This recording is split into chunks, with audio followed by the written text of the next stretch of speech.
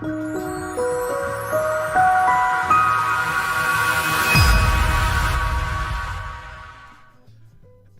what's going on, good people? I'm Rob Pasker, anchor for the Young Realtors Division of NAREB's YRDtv. So you know what time it is, and if you don't know, you're about to get familiar. Yes, indeed. So NAREB is an acronym for the National Association of Real Estate Brokers, which is the oldest and largest African-American real estate trade association in the country, comprised of over 90 plus local chapters across 35 states. NAREB is the network of black real estate professionals. The Young Realtors Division of NAREB was founded in 1996 with the mission of redefining the real estate culture for tomorrow's leaders by empowering the youth and communities through wealth building, career exposure, mentorship, professional development, and leadership training. So with YRDtv, we're excited to have the opportunity to provide unique programming that will highlight and celebrate relevant information, policies, and real-life stories surrounding black real estate in the United States. So, here at YRD, this is a whole movement of leaders, people that are doing things in their communities to push the needle of black wealth and black home ownership positive, push it forward. And this is about creating a platform for us all so we can grow, where we can network, where we can reflect and elevate. So if you're watching right now, let us know where you're from. Represent your chapter, represent your city, and engage with us, because it's all about the energy and the reciprocity. And this show is only gonna be as good as y'all make it, because we love y'all engagement. So you know what time it is. So with that being said, I have a phenomenal guest, someone that I look up to, very powerful woman. Her name is Shawnee Aldridge, and you might know her as Miss Shawnee Said It. So she's known for her YouTube video, Miss Shawnee Said It. You might see her on Instagram, and she has a proven record as a top-notch sales professional in the Atlanta area for the past 19 years. So she grew up in College Park, Georgia, and maintains a strong connection with the community through real estate sales and outreach. She has been featured on Voyage ATL online, as well as been featured on GWBC radio podcast. She is the owner of Trinity First Realty Services Incorporated, a woman business enterprise, national council, certified women-owned small business. She's doing it, y'all. Alongside her mother and company founder, Diane Colbert, Alridge, she has grown the company into a multi-million-dollar producing firm. Founder and director of a Georgia-approved real estate school. She's an educator, Trinity First Realty School. In addition, Shonnie shares her market expertise by periodically instructing homebuyer courses for the NID housing counseling agencies. As well, Shonnie is an associate broker and a certified real estate mentor with eXp Realty LLC. So I could go on and go on and on about her experience and how she changes lives and impacts her community, but I think it's best we let her tell it. So let's bring her on up here. Madam Shawnee Aldridge. Welcome. How are you? I'm doing very well. I'm actually on vacation, but I couldn't pass up a chance to appear on YRD TV. Such an honor. So glad to be here today. Absolutely. Well, we're very appreciative to take the time, your vacation time, to spend time with us here on YRD TV. I mean, that just says a lot, and I think that just goes back to that service that we spoke of. You're a servant leader, and we truly appreciate you. So, I mean, let's go ahead and get into it, because I don't want to take too much of your vacay time. It's Monday. I mean, it's time to unwind and relax. But with that being said, can you tell us a little bit about your real estate background and how you got into the real estate industry? Oh yeah, so it's a funny story. I actually got licensed while in college. And so my mom just suggested, she's like, hey, get your license. And it was the summertime and I wasn't attending summer school. So I said, well, okay. And I got my license, and then just at that point kind of just told everyone that I knew that I was licensed. Anyone who was willing to hear me talk, I was shoving my card in their face like, I'm licensed to help you with real estate. So I started out in college. Okay, so you got in the game real young, though. That's a blessing for your mother even to make that suggestion. And not only did she make the suggestion, you actually listened. You know, Yeah. that's just wisdom Right. at a young age right there, and it set you up for your life. It did because I didn't really have intentions on selling real estate. I knew that my mom had been doing it for years and I would help her. And so essentially I was being groomed and didn't even realize it. I was just helping my mom. And but it's just funny how things kind of happen. You plan and you plan and you plan and then life happens. So hey, You make it work. So tell us about your realtor story. Like, what brought you to NAREB? oh yeah. So my mother was a member, of course, before I was. And so when I became licensed, she's like, well, you're going to be a realtist. And I really didn't know exactly what that meant until I became active in our local chapter, which is in Atlanta. And that's the Empire Board of Realtors. So I became active in every meeting. They pray. Every meeting, the particular president will explain like how important, the realtors are to our community. And so you just feel like, wow, I'm supposed to be here as an African American woman. I should be here helping to push the mission forward. And, once you go to a local meeting, once you're able to attend a national conference, it's life changing and you're not going to turn back. You're going to then become a member, become active and start, pushing the mission forward. I mean, it's just an immediate attraction once you are exposed to it, to the realtor's life. Absolutely. And I mean, you're a leader within the organization. I know you served at the local. You also served for one of our affiliates, the Women's Council. Can you tell people about, what you do in that regard? Yeah. So Women's Council of NAREB, yes, we are an affiliate. And so we are the outreach leg of the organization. So when you're talking about, going to speak to the community, educating the community about financial literacy and home ownership, this is what we're doing. So we're like the boots on the ground, having classes, meeting with children, teaching them, how to understand money and finances. And so on the national level, I serve as the recording secretary, and also I'm on the education committee. And on the local chapter here, well, not here in Atlanta because I'm not even in Atlanta, but in Atlanta, I am the president for the local chapter. So yeah, I mean, it's a great organization. I love it. I love working with women. I love assisting and helping and educating, and that's exactly what we're doing with Women's Council. Absolutely. But you're an educator at heart. I mean, that's what you love Yeah. to do. So it's a perfect fit. What you do with Women's Council with your gifts. And I think for a lot of realtors, that's one of the beauties of our involvement. We're able to marry our passions with an organization that's really making a difference. We don't just talk about it. We live it. It's a lifestyle. And that's the beauty of it. Oh, absolutely. Yeah, absolutely. And I had to find myself in this, I didn't start out thinking that I was going to be out here educating people. I found my way, but I found my way because people in NAREB, people in our local chapter were encouraging me and saw the best in me and just kind of gave me a platform to grow.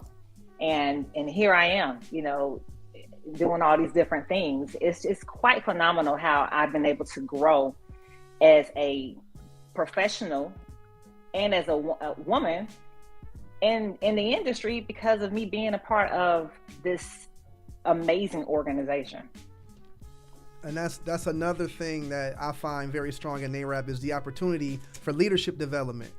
NAREB is going to put you in a position where you got to grow. You got to rise to the occasion, because if not you, then who? That's it. Absolutely. Let's give a shout out to let's give a shout out to our audience. They're loving you right now. We got Janie in the building. She says hi, Janie. Yes. Janie is my girlfriend from high school. Yes, and she's an agent as well and just joined our local chapter. Janie. Absolutely. we got Melissa Service out of Orlando. Greetings from Orlando. Yes, Melissa. Yes. How are you? Yes, I was just talking to her because I'm here in Orlando. I'm sure she got some opportunity for you down there. I know she does.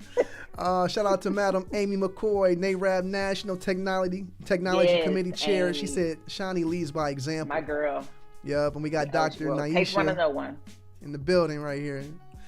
But yeah, Yes, that's my best friend Naisha. Let's get into the meat of the. Let's get into the meat. All right, let's get into the meat of this. You know, this real estate market that we're in right now is unprecedented, and I mean, I know how it is here in Northwest Ohio. I can only imagine it's more competitive down there in the Atlanta market. And so, I mean, with that being said, what does a healthy real estate market look like to you? Well, I tell you one thing, we're not in one, because a healthy real estate market, according to analysts, and I'm not an analyst, I just do a lot of reading, is where you have about 6 months of inventory on the market, give or take. And right now we have about 3 to 4 weeks of inventory. And, you know, I don't know, you know, it makes it tough for a particular group of people, which would be buyers, to purchase real estate. And it's really tough for anyone who's practicing real estate, because honestly, you know, if we don't have the units to move, then we can't, you know, make a decent income. So it's a very interesting market. It's very challenging for all parties involved, real estate practitioners, as well as, you know, purchasers and sellers. It's interesting. And, you know, you just have to navigate it the best that you can. Absolutely. It's kind of tough. I mean, it's hard and it's very frustrating. You talk about the buyers. I mean, I'm sure the people that are watching right now, they totally understand what you're saying. Literally weeks of inventory, when in a healthy market, a balanced market, we have 6 months. Wow. What? You know? It's just, yeah. It's interesting. And you know, I tell people, like agents, I have like, I just onboarded another mentee. So I have like 9 mentees, and I tell them, like, you know, this is a time for you to, you know, sharpen your skill set, right? You need to read more. You need to, you know, read articles, you know, take classes, develop your skill set while the market is this way, because it will change.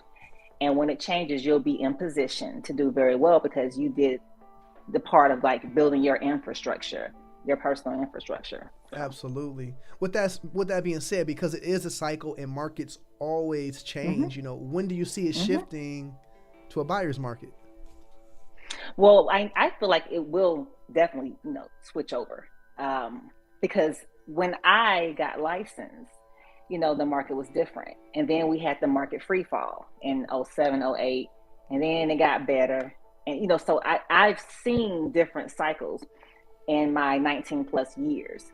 So I know that real estate is not this type of climb. It's not this just forever. It's not going to do this. That's not the way it works. So we're going to get to a point where it's more advantageous for buyers to purchase real estate.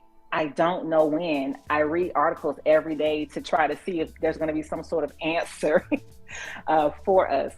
But what I do know is that it's a cycle, like you mentioned, and we'll get there at some point. I don't know when. I did read an article from the Mortgage Bankers Association that was saying that there's been a slow a decrease in people applying for loans. So that right there is showing that something is happening in the market. You know, of course, we know the feds are increasing rates. So, you know, we'll see a shift happening because other things are going to impact it to happen. So absolutely. You know, with the way that the market works, the way that it is right now, people say, oh, there's going to be a crash. And nobody has a crystal ball. You know, it's all projections, right. And, you know, you got levers and pulleys of the economy and interest rates. But the way that I see it, you know, the last time that we had this low inventory with this low interest rates, we had a run up of prices for about 20 years. Now it's starting in the 40s after the Great Depression. So we don't have enough inventory for there to be a crash, because even when, you know, during COVID, they talked about the moratorium and there were going to be all these foreclosures. The market just it's just squeezed tighter and tighter. So, you know, with that being said, what advice would you give to prospective home buyers and home sellers? Well, for home buyers and home sellers, it's very interesting. I would say for home sellers, you know, this is an interesting time for you to take advantage of. If you have some homes in your portfolio, I would say, unload some of those right now, because we don't know when we'll see this type of market again. Unload maybe not all of your inventory, but some of it. Home sellers, homeowners. And for home buyers, I would say be patient. If your agent suggests for you to renew your lease, don't get offended, because when an agent suggests some things, they're just offering their expertise and their skill set, to help you to accomplish whatever goal you have. So I would say for, the home buyers to be extremely patient right now. It's not just happening to you. A lot of people are being impacted by this. We're happy that you want to purchase a home, but you got to be patient, and you really have to have your ducks in a row, so to speak. So, and this too, Rob. I mean, you, in this particular market, you have to be prepared to do some things that your parents will say, don't do it. Your friends may say, I wouldn't do that, because they're not in a position that you're in. You want to purchase. So when your agent says you need to bring this amount of money to the table and be prepared to do that, your parents or whoever purchased a home 2 years ago may say, I wouldn't do it, but they're not in your shoes. So, be careful on who you share that, your dreams with. I want to buy a house right now. Be careful who you share that with, because they may be like, no. Yeah. I mean, and that's really big right now, especially in a market where we're seeing people come tens of $1,000s over the asking price, and they're offering appraisal gaps. I never suggest it to a client, but I do let them know, hey, we're talking about being competitive. Some buyers out there are waiving inspections. Like, I wouldn't recommend it, but that's what people are doing right now. Me neither. To get the property. It's nuts. It's nuts. But I tell them, don't rush to get grown, drive slow. And I'm a firm believer, though, as well, that what's for a person is for a person, despite what's going on out in the world. What's for you is going to be for you, as long as you put yourself in the position to win. But It's tough. So patience is key. It is. Patience is key, and you don't really understand till you really need to practice that patience. Like, when we're saying pack your patience right now, buyers, we mean it. Like, it is time for you to calm it down. Maybe you were like, this is my life goal, I was going to do it right now, but maybe you have to hold on for a moment and wait it out, because like I just mentioned, there's 3 to 4 weeks of inventory available. So those type of numbers. Absolutely. So you may be experiencing this. I know, as a real estate broker, one of my goals, especially when I'm working with buyers, is to help them save time and save money, and more so than anything, that time. And I'm finding myself having to be bolder in the conversations that I'm having with them in order to keep them from spinning their own wheels. So, like, what type of advice would you give to agents that find themselves in a position where buyers are sending them houses that are at the top of their price range, or they don't want to come up over asking, or they don't want to? What type of advice would you give to these agents that are dealing with these stubborn buyers? Yeah, I would say share stories. I'm a storyteller. I realize that storytelling really helps people, because a lot of times people think that it's an isolated situation. It's just their transaction. They're the only ones who are experiencing, the highs and lows of a real estate transaction. So I'm a storyteller. So I'll say, well, the last transaction, this particular buyer, this is how they started out, and eventually they had to shift their mindset on how we're going to approach this thing. So I tell stories, and it usually works. It always works, because people want to know that what you're talking about. So if you're able to share, and if you're a new agent and you don't have a lot of stories to share, you should identify a mentor and let that mentor and share the mentor's stories. So be a storyteller, be the expert, guide them, and encourage them to trust you when it comes to, you're the subject matter expert real estate practitioner. You're the one who's studying the market, reading articles every day. You're the one going to these conferences, going to meetings. You're the one who has best friends in the industry that y'all have these conversations just in general. So you want to be a storyteller. That's real. I mean, and especially when you put into the fact that we're made to learn through stories. So if you can put that into a story, it's like putting the medicine in the candy. It goes down way smoother. Felt fine. Yeah. But okay, so we got a question from the audience. You know, Madam Amy Okay. McCoy, she has a great question. She says, "Will it Yes, be my good girl. for small brokerages? The last crisis, we didn't have the conglomerates we have to compete with now in regards to the market cycle that we're in right now." Mhm. And so, Amy, are you asking would it be good for smaller brokerage firms to partner with larger firms? Is that the question that's being asked? Let me see. Oh, I think I see the question up top. The last crisis we didn't have. Oh man, it's gone. Didn't have the conglomerates we have. Yeah, so I think that it's important that smaller brokerage firms read. We need to know who the competition is, and we need to know. For instance, I had and I know I'm on vacation, but I'm still working. So I had a consultation today with a seller, and they were asking me about the larger firms and stuff like that. So I need to know my competition to be able to answer those questions. So I would say understand what the competition is doing, and don't always be fearful of joining forces with them. So it's just, I guess, whatever works for you and helps you in your business. And your goal is really to help buyers and sellers, but whatever helps you to grow your business and whatever complete your goal. So I would say, but don't shy away from the conglomerates. I mean, we know who the conglomerates are. I mean, I don't even have to name them. It's like household names at this point, but just knowing what the competition is and being clear about what they do, what they offer, and how do you stand apart as a small business. Absolutely, and I mean that's a great answer. I think in any business, you want to understand who your competition is and understand what makes them great.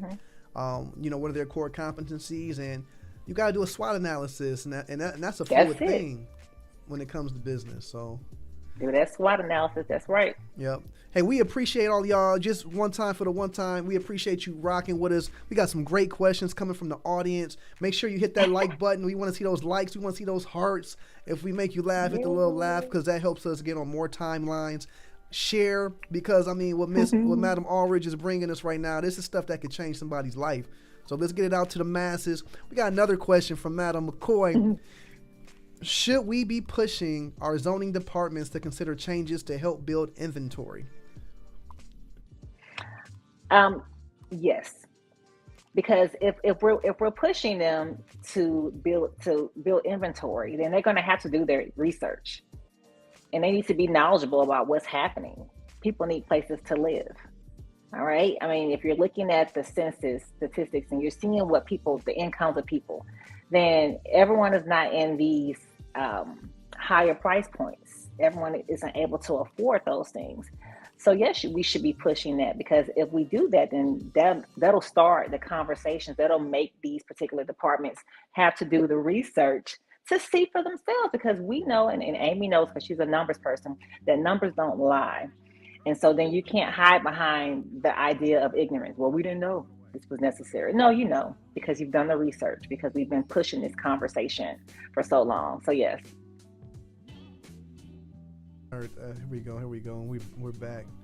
No, that's real. And as a realtist, I think that's our duty, is to advocate. And right now, what our people need is inventory. So I think that's important. And being and swimming in the waters that we're in, and working in the work and having the passions that we have in regards to community development, that's the biggest need right now, is housing. It's a housing crisis. So I think that's a great question. It's a great idea. That's something that we at the local level can be advocating on behalf of our people. We need more inventory, especially I live in Northwest Ohio, which is a very old city. We have all of this real estate that's old, that's defunct. What are we doing to redevelop this land in these neighborhoods? And some of that may have to, you have different options nowadays. They're building tiny homes, they're building container homes. So do the laws reflect the trends that are happening across the nation? That's a great question to be asked. Absolutely. And, it's time to, I guess, shake things up, because, just because, this government and it's the city, they may not they may not be able to think and stretch their minds to think like how we're thinking. And so we know that there is a need because we're literally connecting with the community on a regular basis.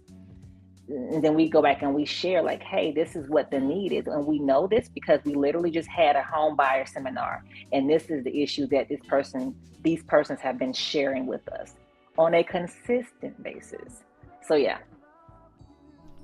Absolutely. We got another question from the audience. What does that advocating process look like? What does it look like? Advocating process, it looks like rolling your sleeves up and getting your hands dirty. That's what it looks like. I mean, it takes time and it takes commitment. If you're advocating, it starts with first finding out what the issue is and being in a position and being in a place where you're learning what that is before you even go out and try to fight for something. You got to determine what is the problem in the first place. Who is it impacting the most? Who's being hurt? What are the pain points?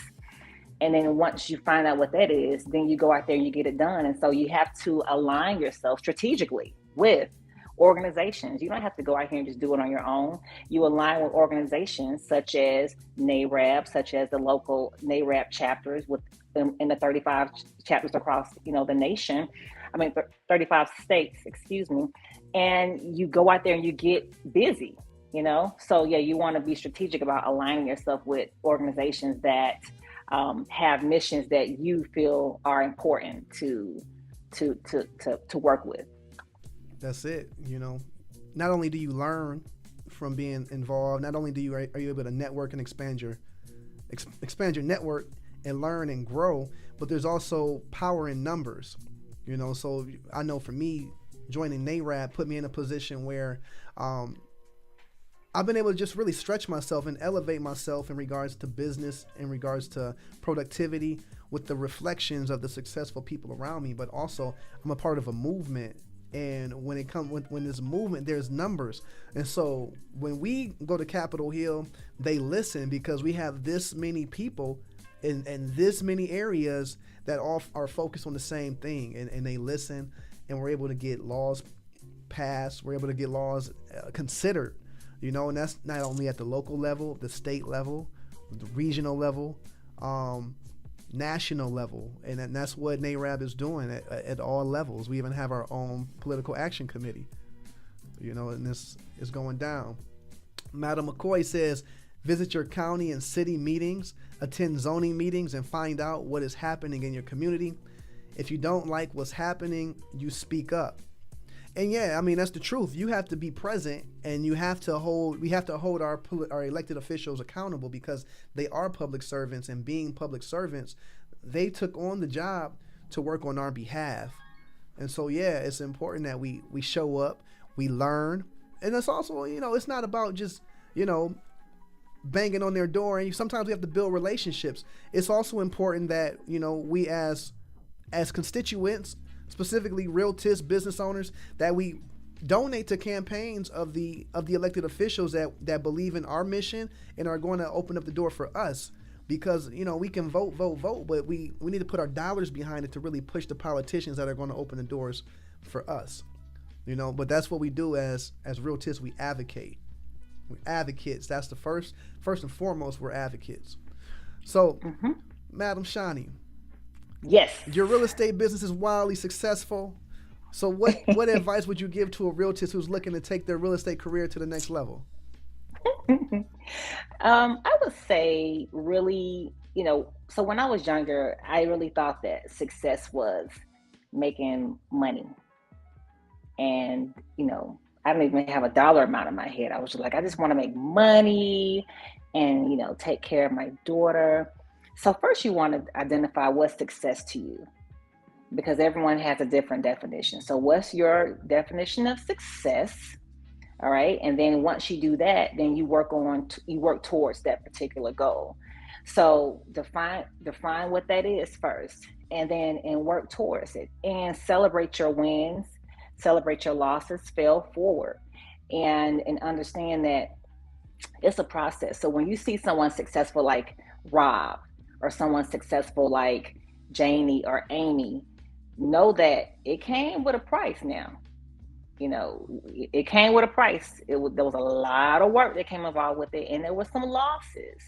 right? But define what that is, understand it's a process, enjoy the journey. Now you have a story to tell, and then you'll be fine. And I had to really figure out what my success was, because to me now success is just not all about the money. But I had to figure that out. I'm 40 years old at this point. So, it took me a while to figure out, like, what is success to you, Shonnie? And it has been changing over the years. And now I feel like I have it figured out. But yeah. Mm-hmm. No, that's real. Because, I mean, there's an evolution to it, because as we grow and we evolve and we become more exposed to grander ideas, or we see the successes of others, it's going to evolve. But I feel you. Success, I've learned, it's not always about money. For me, No. I want some control. I want control of my time. I want to be able to create and impact people in a way that only I can, because God put that in me. So it's not always about the bread, all about the money. It really isn't. And I realize that that's leadership. Like when you are doing what needs to be done, and you're not always putting yourself first. It's like, how can I help others? How can I use my skill set to help others? And knowing that when you do that, money will come. You will be able to, you will make it. You will do well. I had in my mind years ago, I was like, okay, I want to do this, this, and that. And I didn't even know when it was going to happen, Rob. And, now fast forward, I'm living my dreams. And I was like, oh my gosh, I'm living my dreams. This is what I was, had been thinking about wanting to do years ago, and now it's happening. So it's amazing how things will work out, and, and then you'll be living in what you call your success before you know it. But just, I would say, think about doing for others first. Like, what can you bring to the table, instead of like always asking for something? Like, what can you bring? Absolutely. Leading with value. How can we provide value? Because if you provide value, everything else it's going to take care of itself, as long as you, discerning about who you give that value to. Yes. Right. And then if you feel like you don't have the value, like if you're a new agent and you're like, well, I don't know what I can bring to the table. Well, that's fine. That's very honest of you. So go and develop a skill set. Go and learn something new then, and get really good at that. Boom, there you go. Now you bring that to the table. Absolutely. Type of thing, 100%. 100%. Woo! Fire. That's real talk. I also like what you said. You look online, it's not always glamorous. We get dirty. We skin our elbows. We skin our knees in this game, but you never see that online. You never see that on IG. But you got to be willing to sacrifice in order to get to where you want to be, because I'm a firm believer that adversity stimulates evolution. So you got to go through that. You got to go through that. Chaos precedes growth. You got to go through that. And I embrace mine. Some people fight it, but transmutation, turn the negative into a that positive. Is part. That's it. And that's just the way it works. I mean, my daughter says, this isn't fair. And I'm like, since when is everything going to be fair? Well, come on. Like, everything will not be fair. You have to navigate your way through that thing. You have to understand and respect that this is how it's going to be. And like you said, don't fight it. Don't resist it. Power through that thing. Now you know what you're made of. That's it. Hey, well, Madam Shonnie, we could do this all night. When we get together, the minds connect, and it's power. It's just power, and it's chemistry, and it just continues to grow and it continues to build. But I just want to let you know, you inspire me. You inspire a lot of us across the country. Likewise. With what you're doing, your consistency. And I mean, you make the realtors look very good. You make us look great, and just keep it up. We love you. Keep it up. Love you too. Absolutely. So I'm gonna let you go ahead and get back to your vacay. Get back to the vacay. Get some relaxation. I don't know what there's to do on a Monday night wherever you are, but I hope you get to it, and I hope you enjoy it. Yes, thank you. I appreciate it. Yep. So we'll have to bring you back. We'll have to bring you back to some more YRD TV, because that was real good. Yeah, I would love it. Oh, there's more. There's more. There's more in there. Yeah, you all are doing so well. I mean, my hat's off to you and everyone involved with putting this together, because it's really quite fascinating how you all are in behind the scenes. People don't know the behind the scenes stuff. and you all are making it happen. So professional. I mean, just on top of it, on top of you all's game. I mean, the quality is amazing. It's I really amazing. appreciate I that. appreciate being here. Yeah. Absolutely. Well, let me ask one more question before you head out. What does YRD Yes. mean to you? YRD means to me, it's a place where, it's embracing anyone who wants to be a part of the organization. Because what I realize is not about, yes, it's young realtors division, but you all are not, casting out anyone who's older. Again, I'm 40. So you're not casting out anyone who's older. You're actually inviting everyone to have a seat at the table so that it can be an environment of us all learning from each other. Because being an older, I have mentees who are younger, way younger than me, and I feel like I learn from them. So YRD is a place of acceptance, a place where we can all learn from one another, all ages, no matter where you are within the organization, your knowledge of the organization, or in the industry as a whole. YRD is that place you can feel like, hey, we're all coming together in a safe place to learn from one another. So yeah, YRD is like one of the best affiliates I heard that. Well, to hey, be we're a member working. of. Absolutely. Well, we appreciate that. We're working, and yeah, we are. I mean, they You say are. young at heart, young to the business, young to NAREB. But at the end of the day, Mm-hmm. we want to grow. We want to grow. We want to Yeah. elevate, and this is a particular affiliate that's what we're focused on, that growth and that elevation and that evolution. So, Yes. hoping to see you in Tampa Bay in August. I hope so. Aria is going to college. I'm not quite sure when they're going to start. And so I'm going to try to We'll get see. there. I actually have my ticket and everything, but I just hope I don't have to like cancel. We'll Yes, see. because that's We'll going to be a see. good one. Oh Yeah. yeah, 75th. It's the 75th. Oh my goodness. It's going to be so Absolutely, good. 100%. So if you're watching right now, get your ticket, get your Yes, registration, and Janie. book your hotel. The hotels are filling up, and trust me, there's no experience like being at the hotel when the conference is going on.